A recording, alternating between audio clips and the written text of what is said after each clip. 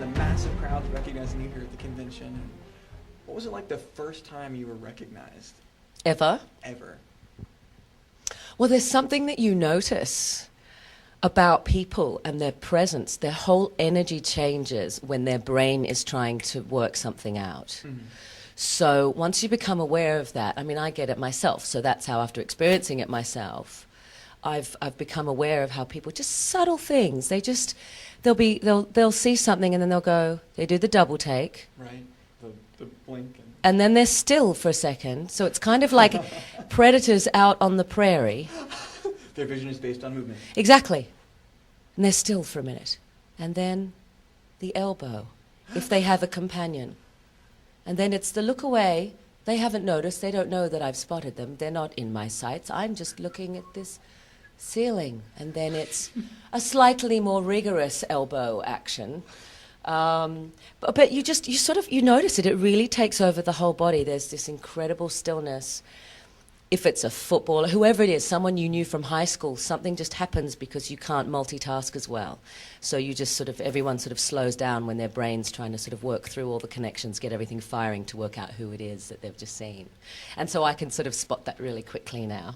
I say to my husband, I'm getting farscaped. I can kind of tell. And I'm getting gated, I'm getting whatever, and it's kind of scooping us out, right? Exactly. I do have a ruder word, but I won't say it now. I say I'm getting frelscaped, basically. So do you have any awkward moments of, oh my God, Erin, tackle in the middle of a street trying to do your groceries? No, and I'm really grateful about that. At the same time, I'm a little disappointed because when I went down to Comic-Con, I heard that if you were in Twilight, basically you got mobbed. And I thought, oh, well, I suppose that's to be fair, you don't want to be mobbed by Twilight fans. Sorry. You guys don't use the No offense. No, but I mean, so I'm grateful. I'm one of those, I'm a working actor. That's all I actually ever aspired to being. I didn't aspire to being a star because I don't want everything that comes, the negative aspects of that come with that package. So you're about as high up as you can get on the popularity recognizable meter without getting stalked. But you heard it, she is disappointed. So if you want to get No, quiet you. Have you seen my heels? I could spike you and do some serious damage, my friend. Fair enough, I've seen what you can do with the pulse pistol. I'm scared enough of the heels. Exactly. Even with a laser, I'm dangerous. Ooh. She does have the dangerous outfit with the spiky belt, which puts mine to shame, actually. I'm a little bit jealous I like yours, but I kind of wonder why they didn't finish it off. Like, why? I suppose because there's buttons. Heavy. I can't hold all that up. Are you kidding? Ah, good point. Actually, it's a little bit sci-fi. It's a little bit Farscape. All the thing there was hexagons and all the little. That's why I bought it. Really, was the little containers. Because that's fashion, mathematics, and geometry. Yeah. Mm-hmm. I love that with the golden ratio. There's a lot of that actually in the show. I noticed a lot of the ratios was like the golden ratio, and you could find mathematical patterns and all the design. Farscape was a visually stunning show. So much design. Yeah. Well, what was it like working with that? Because when I go to work, when I get right out of college, I go and there's a desk and a fluorescent light, and if I'm really lucky, a colorful pencil sharpener. And you get to go with DRDs and Muppets galore. And how was that experience from your earlier jobs? Is that just overwhelming to be surrounded by that? Well, as you say, I mean, it starts with the little choices we make, or maybe it's like the super objective of your life. You think, well, where do I see myself, and where do I want to be ideally? And I didn't want to be in an office space because I knew, for me personally, I didn't want that. I really didn't want to be in that sort of environment. And so when Ben first took me onto the set, because I'd been brought in for makeup tests and camera tests and I hadn't been onto the set yet, and he said, came in very powerfully, the lead man of the show, and he said, excuse me, Leslie, I need Claudia for a second. And, obviously that's not Ben's accent, but I'm not even going to attempt it. And he pulled me out of the chair and he said, I want you to come and have a look at this. And it was a really sweet sort of bonding moment because we did not know each other at all. We'd done a great audition together and that was it. And is this where you were dropping things? Ah, yes. Yes, you were at the panel yesterday. Well, no, he wasn't in his leather pants yet, so we started dropping things when he was on set in his leathers because it was a good view for us and great entertainment for 5 years. Is this a running joke with everyone on the set? Yes. Oh. Not really. We just made that up yesterday. It made us sound really cool that we could sexually harass our lead actor. It did. I'm sure we're going to sexually harass the rest of the time. If not, I'll be sure to do it before I leave. Yes, please do. I keep saying that when a man comes up to me, oops, sorry, I almost spiked you with my heel. Threatening me already. So you can sell your foot on eBay. big, hairy, sweaty man comes up to me and asks for an autograph. I say, "Can you do me a favor?" And he says, "Sure." And I say, "When you see Ben, can you tell him that he has to give you a kiss and a hug? But the kiss has to be on the lips. You tell him I said so." I'm just saying. He's going to love it. So you and Ben were walking onto the set. We were walking onto the set, and he said, "Take a look at this." And he was like, it was the perfect Crichton moment because it was fish out of water. I mean, he was, stranger in a strange land, looking up at these incredible sets. No one had really built anything like this before, on anything I'd worked on. They decided to change really the way that you look at a space in terms of, sets are often just sort of boxes. They're in domestic spaces, and in space they tend to make things more curved. And exactly, as you say, whatever you want. And it was, Ricky Ayres and the rest of the art department team, our production designer, was Ricky Ayres, and they had these amazing ideas for what they would have done if we had a slightly bigger budget. So the lights that were on the bulkheads inside the tunnels of Moya, originally they wanted them to be living bugs because, as you know, Moya as a Leviathan was a living ship. So they ideally wanted the light sources to be these glowing bugs that would shift as people came near, because they would be aware of a humanoid presence, and they would, shift around and be our sort of. That would have been cute, and I would have had my room covered with those from eBay. So totally. So, and obviously that was a very expensive effect, so we ended up going with sort of lights that could be nailed into the walls. But it worked out, because at least this way you have the whole, it felt a little more like a ship and a little less like you're crawling through the intestines of something. Right. But, it was, when you think about creative minds and the amount of things that have to be, I do subscribe to the point of view that 10 minds are better than one, but it is very difficult to have everyone feel that their input is not only valid, but that it's somehow ending up on the screen. And when you think about all these amazing minds that were contributing to Farscape, there was so much visual information that never made it on screen because someone was having to make decisions every day about, refining things and what could stay and what we could afford. So there was definitely more to come, and that was the saddest thing about season 5 not happening, was just there was this ever-expanding universe of Farscape that we saw a glimpse of in Peacekeeper Wars. I have one last question for you before we wrap up, and that's, when you saw the two moments where you found something happened to Erin, you find out that she dies in Diamond Dichotomy, and what? My character dies? How did you find that out? Did you get like a script and read through it? What? I do what now? Or did someone, is that something you tell someone over drinks? By the way, just so you know. That's a very good question, because I was having a bit of a battle with some of the producers in first season about how Erin was to be played. And the battle was actually coming from them, because one person would come down to me, one producer, and say, "She's a robot. She's got no emotion." And then someone else would come to me and say, "Oh, God, did they give you that note? Don't play her like that. She's going to be cardboard. Don't do that."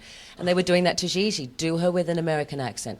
Don't do her with an American accent. So she would start with an Australian accent in the morning, and then by the end of the day, she'd be doing an American accent. She's a really solid actor, and that's a really unfair thing to do to someone. Being stretched in both directions. Yeah, and on so many levels, because it makes you look bad on screen as an actor if they're not going to pay for you to ADR the rest of it so that it all is consistent. So there was all this stuff going on, and in the end, I was really tired. I'd had towards the end of the season, they were giving me some really juicy stuff to do, and season 2 was amazing for Erin, really incredible season, and this script gets delivered before I have a chance to read it, and before they have a chance to tell me, and it says Erin dies. And I felt so satisfied after doing season 2 because they'd given me so much to do, and I just felt so grateful and lucky as an actor, and I was exhausted. I mean, it was 80-hour weeks minimum every week, I think, from memory. So I was tired, and we'd changed locations. We were shooting out at these warehouses 45 minutes to an hour away from the original studio, and our contracts were not door-to-door, so whatever. So basically, we only had 8 hours before we were due back on set at home. Oh, no. So it was really tough. Mm-hmm. And so when I read the thing, I went, I doubt she really dies, but if she does, maybe I could use a little bit of a break. And I wasn't prepared to let go of Erin at that point, but I just thought, you know what? logically, I don't think they're killing her off. Why would they give her this amazing season only to just, and That's really good. I was just picturing you. As soon as I saw that episode, I was picturing what that would have been like, the screaming, dropping the coffee. What? After Well, that season, you're killing. I think we'd already established on the show that no one ever really died. People were exhumed, it's kind of like soap dish. So I just thought, it's space, anything can happen. They can clone her. They're probably not going to kill her. I don't think I've done a crappy job this year. I hope I haven't. And then one of the script supervisors came to me and said, Claudia, I just wanted to talk to you about something. I just wanted to warn you. In the final episode, Erin doesn't really die. Staying carefully out of melee range, please don't kill me. And I said, oh. And I knew that she was going to report back to the producers who'd been sort of teasing me. And I said, oh, okay. I don't care. I don't mean it like that, but okay, cool. I wasn't worried. And I thought, I hope they send that message back, because they always, they psych the actors out. It's like, you do that one more time and your action figure ain't going to look like you. All I'm saying. We'll take that bust in a whole Yeah. size. Have you noticed that the first action figure looks like the chick that we had that sort of played the princess? Because... Oh, no. We were really lucky. Working in Australia, it was about having fun, but really, working really hard to get that day done. So, your crew is your family, and that's how it was for us. There's so much about Farscape was family. The whole theme was family. The crew worked like a family. That's just what I think really showed in the show. It glowed. Oh, well, I'm glad. Well, Farscape's done, and you have a great following here. And Stargate, you've had a good run there. What's next? What's on the horizon? Well, earlier on in the year, I did a really amazing animation project that Johnny Depp was in, directed by Gore Verbinski, and from the Pirates of the Caribbean trilogy. And I saw that movie. and there's been some great Captain Jacks walking around at Dragon Con. I've Really seen them. great attention to detail. One in particular yesterday, spot on, even with the swagger. He was, I don't know if that was put on, I'm sure he'd had a good Friday night. I'm pretty sure people offer him rum every 3 steps. Exactly. Oh my God, what a good way to get drinks. Exactly. Oh, that's brilliant. Yeah. If you even do that in a bar, it doesn't have to be Dragon Con. Go in Captain Jack Sparrow, I'm going to buy you rum, yeah. Exactly. So the animation, what role did you play there? I played a character called Angélique. She's French. So I finally got to... French accent? I do. Would you maybe answer the rest of the question in that accent for us? Well, of course I can try. Well, that's nice. So it was when I was a kid at school, I learned to speak French, and I went to stay in France, and I'm joking. And so, finally, I always wanted to do a film speaking in French, and I thought maybe one day I would go and study in France, and I never got a chance. So I went to this audition thinking, maybe finally this is the one. And if I can, I'm going to speak some French, and hopefully they will, they'll use it in the film. That's fantastic. I'm having trouble working that accent. With the face. I've been doing a lot of voice work because it's really, really useful when you're pregnant to be able, and what it does to the vocal cords, you get this wonderful surge of hormones that just richen and, just fill every cell in your body, and your hair gets thick and your voice gets wonderfully rich. And so I had really developed my voice career while I had my 2 babies, and the talking books have been great with Random House, but this animation for me was really great fun, and we filmed it actually on a set. So we performed it like a play so that they could really get everything they could from the actors, which is the way, if they've got the budget, this is the way a lot of animation movies are going, that they will film actors first. And it's what I just did this really amazing high production value video game called Uncharted 2. I don't know if you know the original game Uncharted Drake's Fortune. I saw that this sort of Indiana Jones feel. It does. And Amy Hennig, the story director, she wrote all the cinematic scenes that we performed, and we had this Nolan North, who plays Drake, is an incredible actor and incredible fun. And he and I I'm really lucky with my leading man, I have to say, because he and I had an instant brilliant chemistry. That is the dream. And so, yeah. You can't fake chemistry. Like the reason Shatner and Nimoy, when they were here, you just see that when 2 people click, it creates great things. You and Ben Browder, right. Chemistry is what puts it all together. That's fantastic. So keep a lookout for Uncharted 2. And the animation was called? Well, it seems like the real title of the movie is still a secret. So the working title is Rango. So, yeah, everyone Google Rango back there. Thank you, loyal fans and new fans of Farscape. That's what I want to say. And remembering aspiring voice actresses, get pregnant, it'll help your career. Yeah, well, thank you so much for taking the time to talk with us. This was great. My pleasure. Thank you.